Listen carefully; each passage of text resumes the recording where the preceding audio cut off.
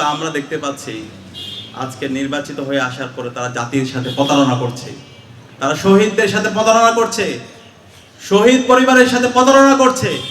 যাদের স্বপ্ন ছিল একটি নতুন বাংলাদেশ বিনির্মাণ করা, তারা যখন দেখতে পায় সে আগের ফেসিবাদী বাংলাদেশ, সে আগের হাসিনার বাংলাদেশ, তার চেয়ে কষ্টের আর কিছু হতে পারে না।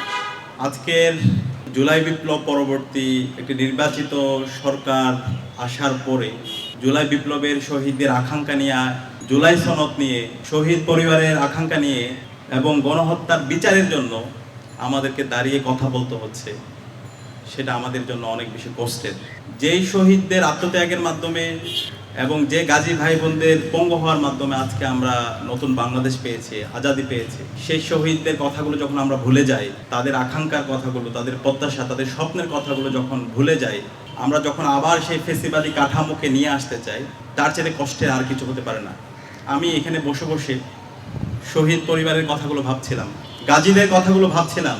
যেই জুলাই বিপ্লবে 2000-এর অধিক আমাদের ভাই বোন শহীদ হয়েছে, 40,000-এর অধিক আমাদের ভাই বোনরা পঙ্গু হয়েছে। যাদের স্বপ্ন ছিল একটি নতুন বাংলাদেশ বিনির্মাণ করা, তারা যখন দেখতে পায় সে আগের ফেসিবাদী বাংলাদেশ, সে আগের হাসিনার বাংলাদেশ, তার চেয়ে কষ্টের আর কিছু হতে পারে না। এবং শহীদ পরিবারের সদস্যরা যখন প্রশ্ন করে, আমার সন্তানরা কি এই জন্য জীবন দিয়েছে যার মাধ্যমে বাংলাদেশে আবার আইনাগর তৈরি হবে, আবার গুম, প্রতিরোধ ও প্রতিকার অধ্যাদেশ বাতিল করা হবে, মানবাধিকার কমিশন অধ্যাদেশ বাতিল করা হবে, আবার সাংবিধানিক যে প্রতিষ্ঠানগুলো আছে সেই প্রতিষ্ঠানগুলোকে আবার দলীয়করণ করা হবে, সেই জন্য কি আমার সন্তানরা জীবন দিয়েছে? তখন আমাদের আর বলার কিছু থাকে না। আমরা বিএনপি সরকারকে অনুরোধ করব, আপনারা নির্বাচিত হয়েছেন, যেভাবে হোক নির্বাচিত হয়েছেন, এই নির্বাচন নিয়ে অনেক প্রশ্ন আছে, ইঞ্জিনিয়ারিং নিয়ে প্রশ্ন আছে। তারপরও আমরা চাই বিপ্লব পরবর্তী আপনারা নির্বাচনের মাধ্যমে ক্ষমতা এসেছেন, আপনারা শহীদদের আকাঙ্ক্ষার কথাগুলো একটু স্মরণ করুন, শহীদদের আকাঙ্ক্ষার আলোকে এই নতুন বাংলাদেশ বিনির্মাণ করুন, শহীদদের কথাগুলো একটু ভাবুন, শহীদ পরিবারের সদস্যদের কাছে যান, তাদের কথাগুলো শুনুন, গাজীদের কথাগুলো শুনুন। শহীদরা জীবন দিয়েছে, শহীদ পরিবারের সদস্যরা তাদের সন্তানদেরকে বিপ্লবে পাঠিয়েছে, কোনো ফ্যামিলি কার্ড অথবা কৃষক কার্ডের জন্য না। তারা জীবন দিয়েছে, তারা রাজপথে নেমেছে এই রাষ্ট্রকে নতুনভাবে ঢেলে সাজানোর জন্য। যখন জুলাই বিপ্লব হচ্ছিল, যখন রাজপথে তরুণরা নেমেছিল, তখন সবাই প্লে কার্ড নিয়ে দাঁড়িয়েছিল রাজপথে। তারা বলেছিল রাষ্ট্র মেরামতের কাজ চলছে, তারা বলেছিল আমরা বাংলাদেশে জাস্টিস নিশ্চিত করতে চাই, তারা বলেছিল বাংলাদেশের নতুন রাজনৈতিক সংস্কৃতি বিনির্মাণ করতে চাই।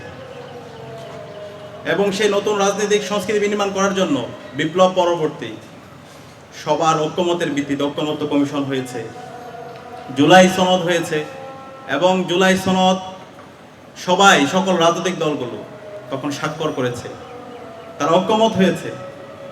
এবং এর ভিত্তিতে জুলাই সনদ বাস্তবায়ন আদেশ, সংবিধান সংস্কার আদেশ হয়েছে, এবং আদেশ পরবর্তী সেটা কিভাবে বাস্তবায়ন হবে সেটা নিয়ে তখন আলাপ হয়েছিল। তখন বর্তমান বিএনপি থেকে তখন প্রস্তাব এসেছিল গণভোটের, এবং গণভোটের যখন প্রস্তাব এসেছিল, রাজনৈতিক দল বাংলাদেশ জামাত ইসলামী, এনসিপি সহ রাজনৈতিক দলগুলো থেকে প্রস্তাব এসেছিল গণভোটটা আগে হোক, আগে সংস্কার। কিন্তু তখন বিএনপি ভেটো দিয়েছিল। বিএনপি বলেছিল জাতীয় নির্বাচন এবং গণভোট একদিনে হবে, এবং এরপরে নির্বাচিত সরকার এসে তারা রাষ্ট্র সংস্কার করবে। এবং বিএনপি গত 16 বছরে তারা মজলুম ছিল, গুম, খুন, আয়নাগরের শিকার হয়েছে। তারা তাদের 31 দফা প্রণয়ন করেছে, সে 31 দফার প্রথম দফায় বলেছিল তারা সংবিধান সংস্কার কমিশন গঠন করবে,